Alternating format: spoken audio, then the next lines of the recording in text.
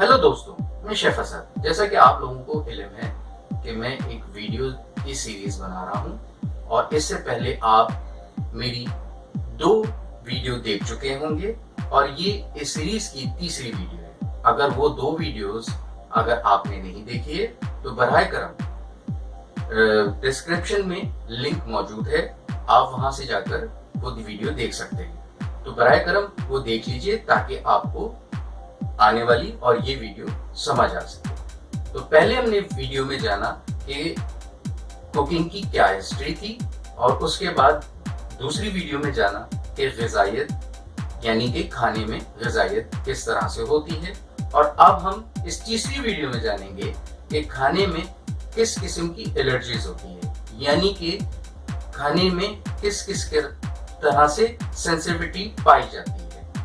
तो हम इस वीडियो में जानते हैं, तो आइए देखते हैं। फूड एलर्जी एक आम मसला बनता जा रहा है और ये आने वाले वक्तों में और भी ज़्यादा गंभीर हो जाएगा। इसकी वजह हमारा गैर रिवायती और गैर फितरी तरीके से ग़िज़ा को उगाना है, यानी GMO फूड और फर्टिलाइज़र, पेस्टिसाइड का बेदरेग इस्तेमाल, ग़िज़ा में केमिकल, प्रिजर्वेटिव और गैर मियारी रंगों को शामिल करना। पहले तो जिन लोगों को ये मसला दरपेश होता है उनको इस चीज़ का अदराक ही नहीं होता कि वो इस मसले से क्यों दो चार हुए हैं। इसकी वजह नावाकफियती, ध्यान का ना दिया जाना, कम इल्मी इसकी बड़ी वजह है। फूड एलर्जी को समझना आज कल के इंसान के लिए जितना ज़रूरी है उतना पहले नहीं था। फूड एलर्जी की तकलीफ में मुब्तला होने के बावजूद लोग अपनी ज़िंदगी को गुजार रहे होते हैं और इस दुनिया से ही चले जाते हैं, लेकिन इनको पता ही नहीं चलता। कुछ एलर्जी ऐसी होती हैं जो बचपन में होती हैं और वक्त के साथ ख़त्म या कम हो जाती हैं।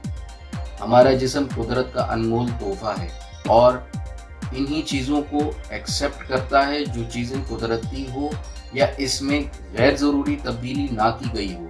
इसलिए कुदरत ने इसके लिए तहफ़्फ़ुज़ का एक निज़ाम बनाया है जिसे क़ुव्वत मुदाफ़ित निज़ाम कहते हैं, यानी इम्यून सिस्टम।